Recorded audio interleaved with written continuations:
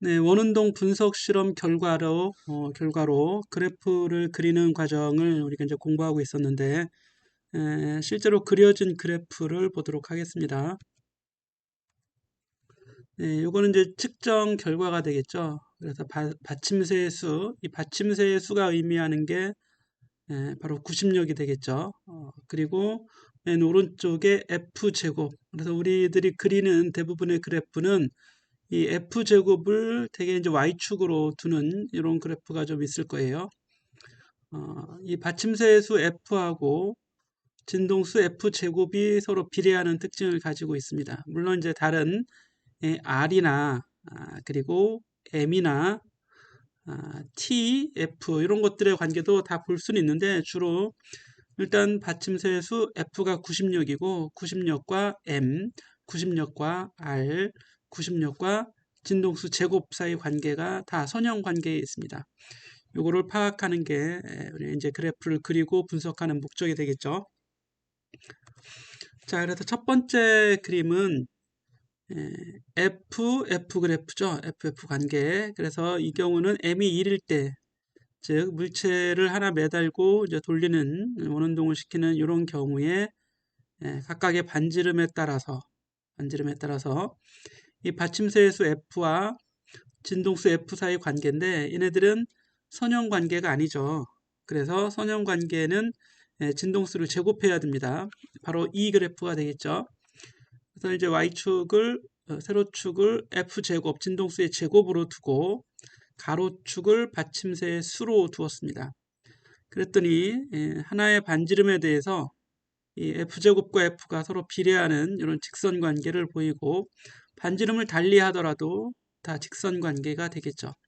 그래서 반지름이 1.0m, 0.8m, 0.6m, 0.4m일 때의 이 비례 관계를 그래프로 그려낸 것입니다. 실제 이 점은 측정 결과가 되고 이 직선은 이게 이제 선형 관계라는 걸 미리 짐작하고 가장 알맞은 직선을 그려줘야 되는데 이제 손으로 그릴 때는 대충 그리지만 엑셀이나 또는 분석 도구를 사용하면 분석 툴을 사용하면 실제 가장 오차가 적은 직선을 그려줄 수 있습니다. 엑셀에서는 추세선이라고 하죠. 자, 그런데 여기 F제곱을 1로 하는 이런 점들이 존재하죠. 이거는 이제 F제곱이 일정할 때, 즉 진동수가 일정할 때 이 R과 F 사이의 관계, 받침세의 수, 즉 구심력과 반지름 사이의 관계를 보기 위해서 이렇게 세모로 표시를 했습니다. 그래서 세모로 표시된 지점에 받침세의 수를 우리가 이제 그래프를 보고 결정을 해줘야겠죠. 여기는 대략 6이 되고 여기는 대략 8이 되겠죠. 이 점은 14 정도, 12, 13 정도 나오겠네요. 그리고 이 점은 한 16 정도가 나올 것 같습니다.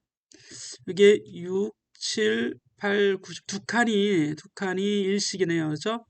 여기가 6 정도, 여기가 한 9, 8.5 정도, 8.5 정도 되겠죠.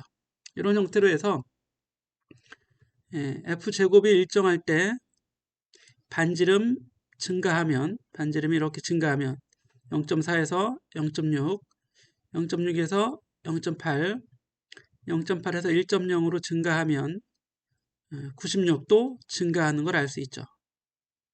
자, 그리고 아래는 0.6인 걸 추가로 살펴본 거예요. 0.6일 때도 이렇게 R이 증가하니까 F가 증가되는 걸 볼 수 있습니다. 자, 그런데 아래에 선이 하나 더 있죠. 요거는 질량추가 2개 달렸을 때 오는 동안은 코르크 마개가 2개일 때 반지름 1m에 대해서 F제곱과 F 사이의 그래프를 이렇게 그려본 겁니다. 얘도 보면 당연히 비례관계가 성립이 되겠죠. 그리고 이 R이 똑같이 1m인 이 선하고 비교를 하면 얘는 M이 1일 때고 이건 M이 2일 때인 거죠. 그러면 어떤 F 값에 대해서 예를 들어서 F제곱이 0.6으로 일정한 요 지점과 요 지점이 있죠. 그걸 비교해 볼 수 있습니다.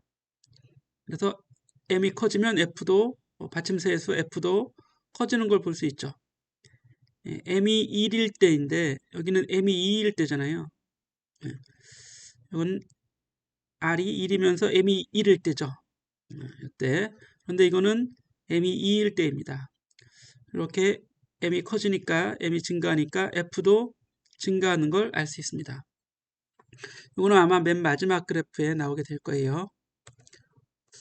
네, 그럼 이 그래프는 바로 앞에 그래프에서 f제곱이 1인 일정한 경우 반지름이 달라지면 0.4, 0.6, 0.8, 1.0이죠. 반지름이 이렇게 달라졌을 때 90역, 즉 받침세의 수 대문자 f가 이렇게 증가하는 걸 볼 수 있습니다. 서로 증가하는 이런 형태로 되어 있고, 이 아래는 f의 제곱이 0.6인 경우에 역시 r이 증가하니까 f가 증가하는 거죠. 그래서 f와 이 r과 f 사이의 관계는 역시 비례 관계인 걸 알 수 있습니다. 자, 네 번째 그래프를 그리기 위해서 네 번째 그래프는 m이 1인 것과 2인 것 사이의 비교입니다. 이것들은 이제 반지름은 일정하게, 회전하는 원운동 반지름은 일정하게 하면서 그리고 받침세의 수도 일정하게 할 수 있겠죠. 이때 f제곱이 어떻게 변하는가 이런 관계를 또 알아볼 수도 있겠습니다. 일단 이 표는 새로운 표가 아니라 앞에서 봤던 커다란 표에 m이 1인 2인 것만, 특히 r이 1.0인 것만 뽑아낸 거예요. 새로운 데이터는 아닙니다. 자, 그럼 이 그림을 보면 똑같이 앞에서 이것도 앞에서 이미 그렸던 그래프죠. 두 번째 그래프 다시 앞으로 가보겠습니다. 이 그래프죠. 이 그래프에서 r이 1m인 m이 1이고 2인 경우만 다르죠. m이 1이고 m이 2인 경우 r은 똑같아요. 이 그래프를 다시 그린 겁니다. 대신에 최대값이 이게 한 1.3 정도까지밖에 안 되니까 y축을 좀 이걸 쭉 늘린 거라고 생각하면 돼요. 1.02 위에 오도록. 그런 그래프가 네 번째 그래프. 다시 한번 가보겠습니다. 이 그래프죠. 그렇죠?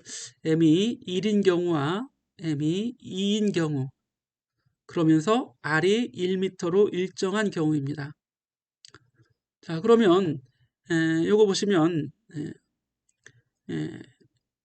f제곱이 일정할 때 0.4로 일정할 때 m이 커지니까 받침세의 수 f도 증가하는 걸 볼 수 있겠죠.